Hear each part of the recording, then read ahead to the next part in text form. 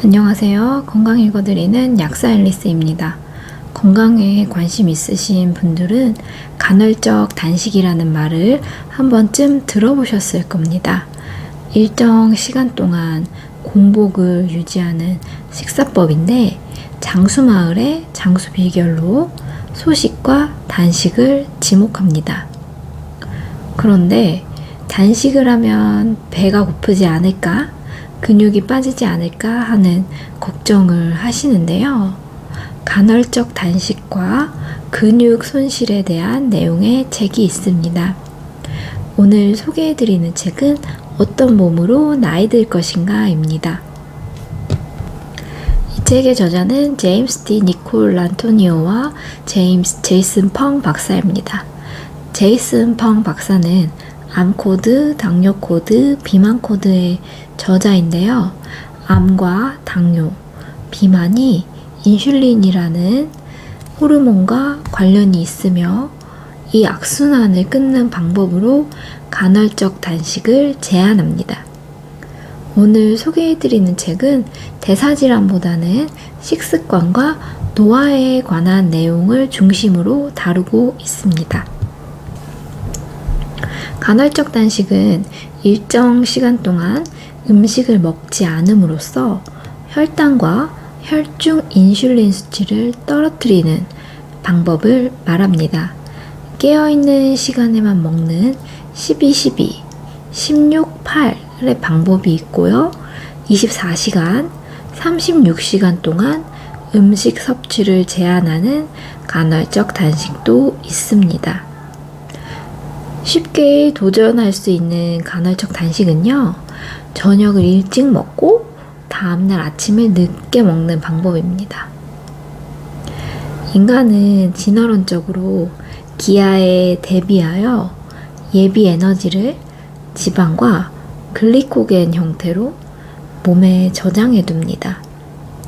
간과 근육에 저장되어 있는 글리코겐은 빠르게 꺼냈을 수는 있으나 저장 공간이 한정되어 있습니다. 이에 비해 중성지방은 지방세포에 저장하고 꺼내 쓰는 과정이 번거로우나 용량이 무한대입니다. 살은 계속 찔 수 있으니까요. 예를 들어 당장 꺼내 쓸 수 있는 지갑 속의 현금을 글리코겐이라고 하면 중성지방은 은행 예금입니다.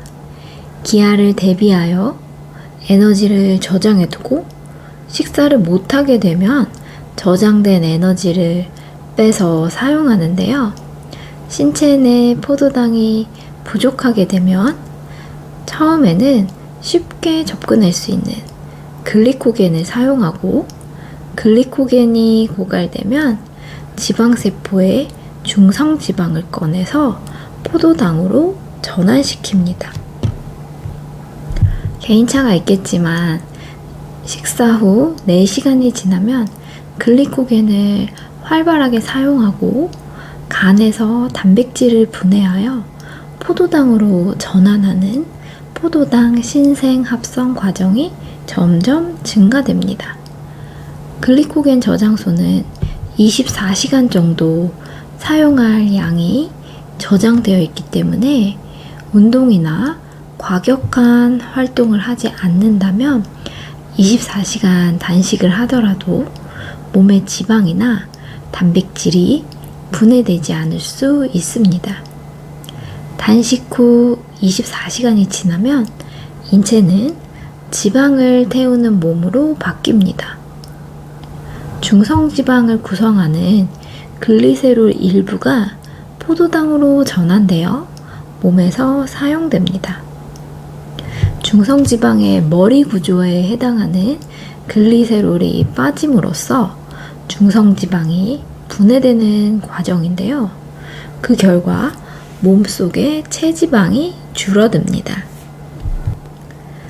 단식을 하면 초기에는 글리코겐에서 포도당을 만들고 후기에는 체지방에서 포도당을 만듭니다. 이 사이에 단백질에서 포도당을 추출하는 과정을 포도당 신생 합성이라고 합니다.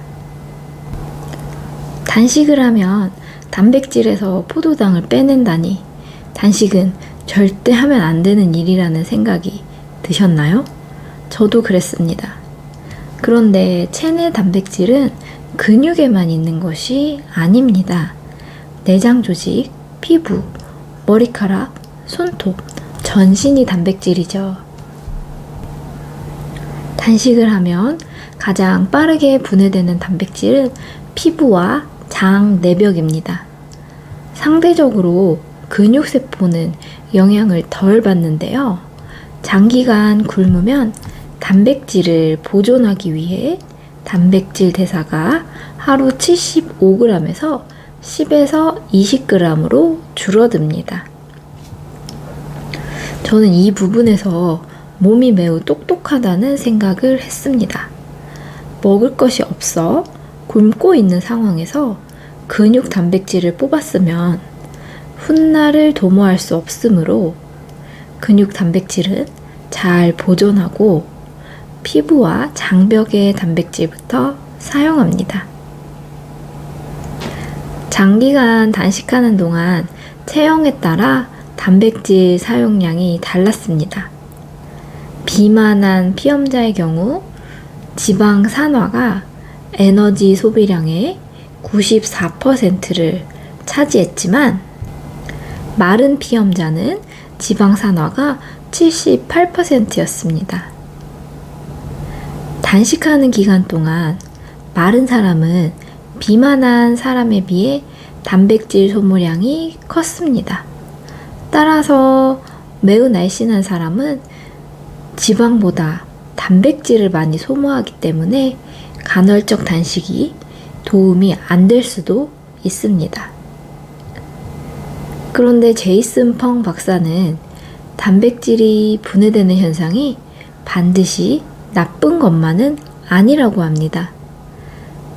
단식 기간 동안 오래된 단백질을 제거하고 다시 식사를 하면 제거된 단백질로부터 복구되어 더 젊은 세포로 대체된다고 합니다. 단식을 하는 사람이 젊어 보이는 이유가 이 때문일까요? 어떤 몸으로 나이 들 것인가를 읽고 설명드리면서 저의 의견을 추가해 보았는데요. 단식과 단백질에 관한 내용을 소개해 드렸지만 이 책은 노화와 식습관에 대한 여러 가지 이야기를 담고 있습니다. 건강과 노화에 관심이 있으신 분들은 읽어보실 것을 추천드립니다. 들어주셔서 감사합니다.